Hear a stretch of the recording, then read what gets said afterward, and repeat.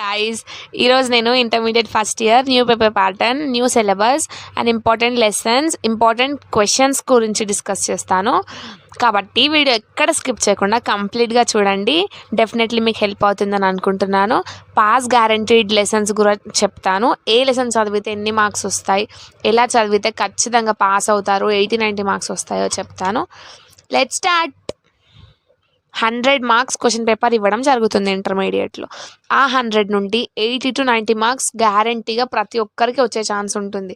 కాబట్టి వదులుకోకండి ఎక్కడ కూడా.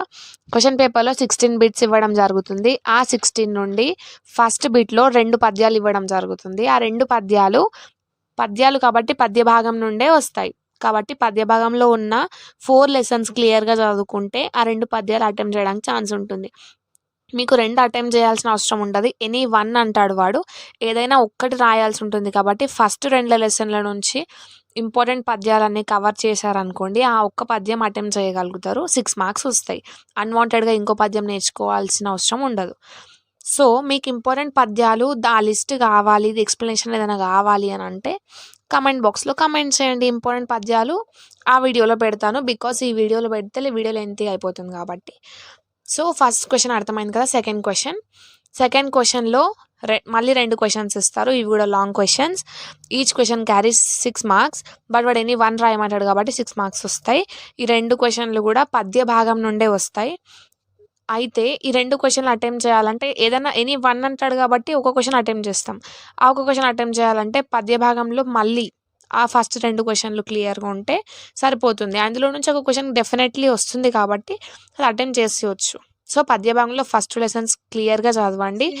ఒక పద్యం కవర్ అవుతుంది, ఒక లాంగ్ క్వశ్చన్ కూడా కవర్ అవుతుంది. నెక్స్ట్ థర్డ్ క్వశ్చన్లో కూడా లాంగ్ ఆన్సర్స్ ఇస్తారు. 2 ఏదైనా ఒకటి రాయమని చెప్తారు. అయితే ఇది కూడా 6 మార్క్స్ క్వశ్చన్ అయి ఉంటుంది. కానీ ఇది పద్య భాగం నుండి కాదు, గద్య భాగం నుండి వస్తుంది. ఇది లాంగ్ క్వశ్చన్ కాబట్టి మినిమం 1 పేపర్ ఆర్ 1.5 పేపర్ రాయాల్సి ఉంటుంది. నెక్స్ట్ ఫోర్త్ క్వశ్చన్ ఉపవాచకం నుండి వస్తుంది. ఇందులో 4 క్వశ్చన్స్ ఇచ్చి ఏవైనా రెండింటికి ఆన్సర్ చేయమంటారు. ఒక క్వశ్చన్కి 4 మార్క్స్ వస్తాయి. 2 క్వశ్చన్స్ రాయాల్సి ఉంటుంది కాబట్టి 8 మార్క్స్ వస్తాయి. ఉపవాచకం నుండి మీరు గొల్లరామవ్వ, స్నేహలతాదేవి ఆ 2 లెసన్లు క్లియర్గా చదువుకుంటే ఆ 4 నుండి 2 క్వశ్చన్స్ ఆన్సర్ చేయగలుగుతారు. దేనిపైన కాన్సన్ట్రేట్ చేయకండి. గొల్లరామవ్వ అండ్ స్నేహలత 2 లెసన్స్ మంచిగా చదువుకోండి. ఆ 2 క్వశ్చన్స్ ఆన్సర్ చేసి 8 మార్క్స్ తెచ్చుకోండి. సో ఉపవాచకం కంప్లీటెడ్. నెక్స్ట్ ఫిఫ్త్ క్వశ్చన్ సందర్భ సహిత వాక్యాలు ఇస్తారు. ఇవి కూడా 4 ఇచ్చి 2 రాయమని అంటారు. దీనికి కూడా సేమ్, కానీ ఇది 3 మార్క్స్కి ఒక సందర్భ సహిత వాక్యం, 6 మార్క్స్ వస్తాయి ఇందులో 2 రాస్తే. సందర్భ సహిత అంటే మీకు తెలిసి ఉండకపోవచ్చు, నేను చెప్తాను. సందర్భ సహిత అంటే ఎలాంటి సందర్భంలో పద్యం యొక్క ఆ లైన్ వాడారో అని ఒక లైన్ ఇచ్చి దాని సందర్భం ఎక్కడైంది అని అడుగుతారు.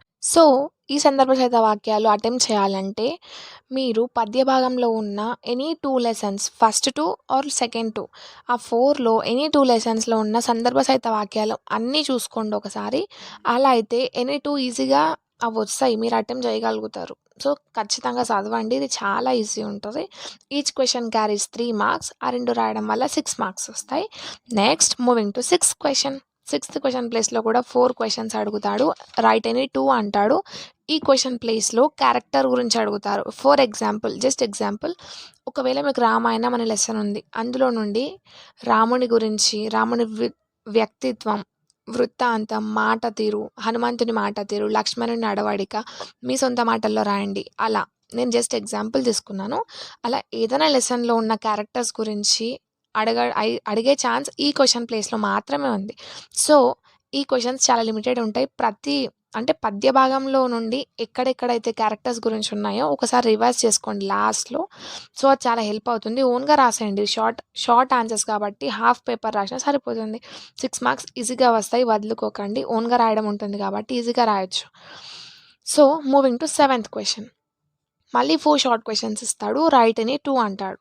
ఈ 2 గద్య భాగం నుండి రాయొచ్చు. గద్య భాగం క్లియర్గా చదువుకోండి. 4 లెసన్స్ చదవాల్సిన అవసరం లేదు. ఫ్రమ్ ఫస్ట్ టు లాస్ట్ ఆ 2 లెసన్స్లో ఉన్న షార్ట్ క్వశ్చన్స్ ఒకసారి రివైజ్ చేసుకుంటే ఓన్గా రాసేయచ్చు. ఇది కూడా 6 మార్క్స్ వస్తాయి. Each question carries 3 marks. ఆ 2 రాయడానికి ఓన్లీ 2 లెసన్స్ చదువుకున్నా పర్వాలేదు, 3 చదువుకున్నా పర్వాలేదు. ఇంట్రెస్ట్ ఉన్న లెసన్స్ మాత్రం వదులుకోకండి. క్లియర్గా చదివి క్లియర్గా రాసేయండి. నెక్స్ట్ 8th క్వశ్చన్ ప్లేస్లో కవి పరిచయాలు అడుగుతారు. 8 కవి పరిచయాలు అడిగి రైట్ ఎనీ 4 అంటాడు. ఆ 4లో మనం ఎలా 4కి 4 అటెంప్ట్ చేయాలి అని అంటే పద్య భాగం అండ్ ఉపవాచకంలో ఉన్న కవి పరిచయం అండ్ రచయిత పరిచయాలు క్లియర్గా చదువుకుంటే ఈ 4 క్వశ్చన్స్కి ఈజీగా ఆన్సర్ చేయొచ్చు. కవి పరిచయాలు చాలా ఈజీగా ఉంటాయి, అస్సలు స్కిప్ చేయకండి ఈ బిట్ని. ఒకవేళ మీకు మీ సిలబస్లో ఉన్న కవి పరిచయాలు అన్నీ కలిపి సింపుల్గా ఎంత అవసరమో అంతే నోట్స్ కావాలి అని అంటే, ఎగ్జామ్ రిలేటెడ్ ఇన్ని మార్క్స్కే కావాలి అని అంటే కమెంట్ బాక్స్లో కమెంట్ చేయండి, డెఫినెట్లీ ఇస్తాను. ఇది లెంతీ అవుతుంది కాబట్టే అదొక్క రీజన్ వల్లనే దీంట్లో చెప్పట్లేదు. మీరు దాన్ని ఈజీగా తీసుకోండి. ఒకవేళ మీకు కావాలి అని అనుకున్న వాళ్ళు మాత్రం కమెంట్ చేయండి. మెజారిటీ ఉంటే డెఫినెట్లీ వీడియో చేస్తాను. చాలా ఈజీ వేలో ఎక్స్ప్లెయిన్ చేయడానికి ట్రై చేస్తాను. Moving to 9th question. 9th బిట్లో 8 questions అడుగుతాడు. ఆ 8 నుంచి ఏవైనా 5 రాయమని అంటాడు. ఇవి ఏకపద వాక్యాలు ఫ్రమ్ పద్యభాగం నుండి 8 ఏకపద వాక్యాలు అడిగి రైట్ ఎనీ 5 అంటాడు. Each question carries 1 mark. 5 క్వశ్చన్స్కి 5 మార్క్స్ వస్తాయి. పద్యభాగంలో ఉన్న 5 లెసన్స్ నుండి ఏకపద వాక్యాలు అన్నీ ఒకసారి రివైజ్ చేసుకోండి. 1 లైన్ ఆన్సర్స్ ఉంటాయి కాబట్టి డెఫినెట్లీ ఈజీగా గుర్తుంటాయి. ఒకవేళ మీకు గుర్తుండట్లేదు, చదవాలని అనిపించట్లేదు, ఎక్స్ప్లెయిన్ చేయండి అని అంటే 5 లెసన్ నుండి మొత్తం ఏకపద వాక్యాల నుంచి ఒకటే వీడియో చేసి నేను మీకోసం అప్లోడ్ చేస్తాను. కావాలంటే మాత్రం కమెంట్ చేయండి. ఇదనే కాదు, ఏ క్వశ్చన్ గురించి సపరేట్ వీడియో కావాలన్నా కమెంట్ చేయండి. నేను జస్ట్ పేపర్ ప్యాటర్న్ చెప్తున్నాను కాబట్టి ఇంతే చెప్పగలుగుతాను. సో నెక్స్ట్ 10th క్వశ్చన్ కూడా 8 ఏకపద వాక్యాలు అడుగుతాడు. 8 నుండి రైట్ ఎనీ 5 అంటాడు. ఆ 5కి కూడా సింగిల్ మార్క్ ఉంటుంది. 1 లైన్లో ముగించేసేయాలి ఆన్సర్. సో ఈ 10th క్వశ్చన్ ప్లేస్లో గద్య భాగం నుండి వస్తాయి. పద్య భాగం నుండి ఏమో 9th క్వశ్చన్ అండ్ గద్య భాగం నుండి ఏమో 10th క్వశ్చన్. గద్య భాగంలో ఉన్న 4 లెసన్స్ నుంచి కంప్లీట్గా ఏకపద వాక్యాలు చదవండి. ఈ 5 క్వశ్చన్స్ అటెంప్ట్ చేయండి, స్కిప్ చేయకండి. సింగిల్ లైన్ ఆన్సర్స్ ఉంటాయి కాబట్టి లాస్ట్ మూమెంట్లో ఒక్కసారి చూసుకున్నా వచ్చేస్తున్నాయి అన్న ఆన్సర్స్. నెక్స్ట్ 11th క్వశ్చన్ ప్లేస్లో 2 క్వశ్చన్స్ ఇచ్చి రైట్ ఎనీ 1 అని అంటాడు. ఈ 11th క్వశ్చన్ ప్లేస్లో ఓన్లీ లేఖ రాయమని అడుగుతాడు. లేఖ అనేది మీకు 11th క్వశ్చన్ ప్లేస్లో మాత్రమే అడుగుతాడు. 2 లేఖలు అడుగుతాడు. ఫస్ట్ లేఖ ఫ్యామిలీ ఆర్ ఫ్రెండ్స్కి రిలేటెడ్గా అంటే వాళ్ళకి రాయమని అడుగుతాడు. సెకండ్ ఏమో ఆఫీసర్స్కి అఫీషియల్ లేఖ అంటే ఇప్పుడు రైటర్స్కి, న్యూస్ పేపర్కి, బ్యాంక్కి వాళ్ళకి రాయమని అడుగుతాడు. ఇందు రెండిట్లో ఏది బెస్ట్ అని నన్ను అడిగితే మాత్రం ఫ్యామిలీ ఆర్ ఫ్రెండ్స్కి రాసే లేఖ చాలా ఈజీగా ఉంటుంది. దాన్ని స్కిప్ చేయకండి. ఎప్పుడైనా లేఖ రాసేటప్పుడు మీకు తెలిసి ఉండొచ్చు, కానీ మళ్ళీ చెప్తున్నాను, లేఖ రాసేటప్పుడు ఫ్రెష్ పేపర్లో స్టార్ట్ చేయాల్సి ఉంటుంది. టాప్ టు బాటమ్ అదొక్క పేపర్లో లేఖ ఫినిష్ చేసేయాల్సి ఉంటుంది. నెక్స్ట్ పేపర్కి రాయొచ్చు ఒకవేళ ఎక్కువ ఉంటే, కానీ ఇంప్రెషన్ మంచిగా ఉండదు.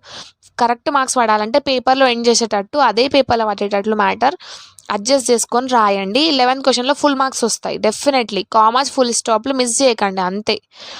ఒకవేళ లేఖలు, టైప్స్ ఆఫ్ లేఖలు, కొన్ని ఎగ్జాంపుల్ లేఖలు కావాలి, ఏదైనా ఎక్స్ప్లెనేషన్ ఏదైనా కావాలి అంటే కూడా మీరు కామెంట్ చేయండి. నెక్స్ట్ 12th క్వశ్చన్ ప్లేస్లో 8 ఇస్తారు సందులు. 8 సందులు ఇచ్చి 4 రాయమంటాడు. సో సందుల దగ్గర 12 మార్క్స్ గెయిన్ చేయవచ్చు మనం. ఈ 12 మార్క్స్ని ఎట్టి పరిస్థితుల్లో వదులుకోకండి. చాలా దగ్గర ఈ ఉన్న బిట్ అన్నిట్లలో కన్నా ఈ బిట్కే 12 మార్క్స్ ఉన్నాయి కాబట్టి ఇది ఈజీ, చాలా ఈజీ.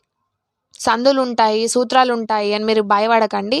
సందులలో అన్ని సందులు చదవాల్సిన అవసరం లేదు. ఈజీ సందులు, ఎగ్జాంపుల్ సవర్ణ దీర్ఘ, గుణ, అత్వ, ఇత్వ, ఉత్వ, యనాదేశ సంధి ఇలాంటి సింపుల్ సందులు చదువుకున్నా కానీ వాడు అడుగుతాడు. ఒక్క సంధి రాసినా 3 మార్క్స్ వస్తాయి. ఆ 3 మార్క్స్ మీరు అస్సలు మిస్ చేసుకోకండి. సో సంధి ఎలా రాయాలి అని అంటే, ఒక సంధికి లక్షణాలు, ఫస్ట్ సూత్రం రాయాల్సి ఉంటుంది, నెక్స్ట్ లక్షణాలు రాయాల్సి ఉంటుంది, తర్వాత దానికి ఒక ఉదాహరణ ఇవ్వాలి, మీన్స్ ఎగ్జాంపుల్. ఆ 3కి ఒక్కొక్క రాసే సెంటెన్స్కి ఒక్కొక్క మార్క్ వాళ్ళు ప్రొవైడ్ చేస్తారు. అంటే సూత్రంకి 1 మార్క్, లక్షణాలకు 1 మార్క్ అండ్ ఎగ్జాంపుల్కి 1 మార్క్. సో మీరు ఒక్క సంధి మీకు తెలుసున్నా, మీరు చదువుకున్న 5-6 సందుల్లో అందులో 2-3 అన్న ఖచ్చితంగా వచ్చి ఉంటాయి కాబట్టి ఈ బిట్ మాత్రం ఎట్టి పరిస్థితుల్లో స్కిప్ చేయకండి. నెక్స్ట్ 13th క్వశ్చన్ ప్లేస్లో 8 సమాసాలు అడుగుతాడు. అందులోంచి 4 రాయమని అడుగుతాడు. ఇందులో ఒక సమాసంకి 2 మార్క్స్ ఉంటాయి. జస్ట్ దానికి విడదీసి దాని గురించి రాయాల్సి ఉంటుంది అంతే. దీనికి సూత్రం అవన్నీ రాయాల్సి ఉండదు కాబట్టి ఓన్లీ 2 మార్క్స్ ఉంటాయి. సమాసాలు కూడా మిస్ చేసుకోకండి. Grammar part most of the grammar part చిన్నప్పటి నుంచి చదువుకుంటూనే ఉంటాం కాబట్టి ఇది ఎక్కడ స్కిప్ చేయకండి, మొత్తం గ్రామర్ అటెంప్ట్ చేయండి. నెక్స్ట్ 14th క్వశ్చన్ ప్లేస్లో వ్యాసం అడుగుతాడు. వ్యాసం అనేది 5 మార్క్స్కి ఇస్తాడు. వ్యాసం ఇలా ఇస్తాడు అలా ఇస్తాడు అని ఏమి ఉండదు. ఏదన్నా టాపిక్ పైన ఒక చిన్న టాపిక్ ఇచ్చి దానిపైన వ్యాసం రాయండి అంటాడు. 5 మార్క్స్ కాబట్టి ఒక పేపర్లో ఒక సైడ్ మొత్తం ఫుల్గా రాసేయండి. పైన సింపుల్గా హెడ్డింగ్ పెట్టండి, మొత్తం రాసేయండి నీట్గా. 5 మార్క్స్ డెఫినెట్లీ వస్తాయి. అది చాలా ఓన్ టాపిక్స్ అడుగుతాడు. అబౌట్ కోవిడ్ అన్నా, విమెన్స్ గురించి అన్నా, చైల్డ్ లేబర్ గురించి అన్నా, ఇట్లా ఏదన్నా సింపుల్ టాపిక్ గురించి అడుగుతాడు కాబట్టి ఓన్గా రాయగలుగుతాం మనం. ఖచ్చితంగా రాయండి. Next 15th question అనువాదాలు. అనువాదాలు అంటే ఏంటిది? ట్రాన్స్లేషన్. ఇంగ్లీష్లో 1 లైన్ సెంటెన్స్ ఇచ్చి తెలుగులో కన్వర్ట్ చేయండి అని చెప్తాడు. Maximum majority of the people English medium నుండి ఉంటారు. తెలుగు మీడియం అయినా పర్వాలేదు. సెంటెన్స్లో 2-3 వర్డ్స్ తెలుసున్నా కానీ అది మీకు ఏం అర్థమైందో దాన్ని ఎలా అర్థమైతే అలా తెలుగులో రాసేయండి. పేపర్ కరెక్షన్ చేసేవాడికి మొత్తం చూసే టైం ఉండదు. వాడు కీవర్డ్స్ టైపే చూస్తాడు. ఏవైతే కీవర్డ్స్ మీకు అర్థమవుతున్నాయో దాన్ని బట్టి ఒక సెంటెన్స్లా క్రియేట్ చేసి రాసేయండి. ఇది రాదే అని వదిలేయకండి. ఎంత వస్తే అంతే రాయండి. అనువాదాలు మాత్రం స్కిప్ చేయకండి. సింగిల్ లైన్ రాయాలి. 1 లైన్లో లేకపోతే 2 లైన్స్ ఎండ్ చేసేయండి. 1 మార్క్ 5 మార్క్స్ ఈజీగా వస్తాయి. ఒక లాంగ్ ఆన్సర్ రాస్తే 5 మార్క్స్ వస్తాయి. ఈ 5 అనువాదాలు రాసినా 5 మార్క్స్ వస్తాయి. ఇది చాలా తక్కువ టైంలో అయిపోతుంది కాబట్టి దీన్ని మిస్ చేసుకోకండి. Next 16th bit and final bit. ఈ ఫైనల్ బిట్లో పారాగ్రాఫే అడుగుతాడు. అందరి పిల్లలకి ఇష్టమైంది పారాగ్రాఫే. సో పారాగ్రాఫ్ అడిగి 5 క్వశ్చన్స్ అడుగుతాడు. పారాగ్రాఫ్ ఇచ్చి ఫస్ట్ మీరు క్వశ్చన్స్ చదవండి, 5 క్వశ్చన్స్, తర్వాత పారాగ్రాఫ్ చదవండి. ఆ క్వశ్చన్లో ఉన్న కీవర్డ్ పారాగ్రాఫ్లో అండర్లైన్ చేసుకొని వాటికి ఆన్సర్స్ రాసేయండి. 1 లైన్ రాసేయండి సరిపోతుంది. 5 లైన్స్ 5 మార్క్స్ గెయిన్ చేసుకోండి అంతే. ఇక్కడికి పేపర్ ఫినిష్. సో నెక్స్ట్ పద్య భాగం నుండి నేను ఇంపార్టెంట్ అంటే మీకు నేను స్టార్టింగ్లో ఏం చెప్పాను, ఇంపార్టెంట్ లెసన్స్ వివరిస్తాను అని చెప్పాను కదా. సో ఇంపార్టెంట్ లెసన్స్ ఫ్రమ్ పద్య భాగం. యాక్చువల్గా చెప్పాలంటే మీ మొత్తం సిలబస్ నుండి పద్య భాగం అనేది చాలా ఇంపార్టెంట్. పద్య భాగం నుండే మోస్ట్ ఆఫ్ ద క్వశ్చన్స్ అడగడం జరుగుతుంది. ఫర్ ఎగ్జాంపుల్ ఇప్పటిదాకా డిస్కస్ చేసిన పేపర్ ప్యాటర్న్ ప్రకారం 4 మొత్తం పద్య భాగం నుండే ఉన్నాయి మ్యాక్సిమం. ఒక పద్యం 6 మార్క్స్కి వస్తుంది, ఒక లాంగ్ క్వశ్చన్ 6 మార్క్స్కి వస్తుంది, సందర్భ సహిత 2 వచ్చే ఛాన్సెస్ ఉంటాయి 6 మార్క్స్, అండ్ ఒక కవి పరిచయం డెఫినెట్లీ వస్తుంది 3 మార్క్స్, అండ్ 5 ఏకపద వాక్యాలు ఫ్రమ్ పద్య భాగం వస్తాయి.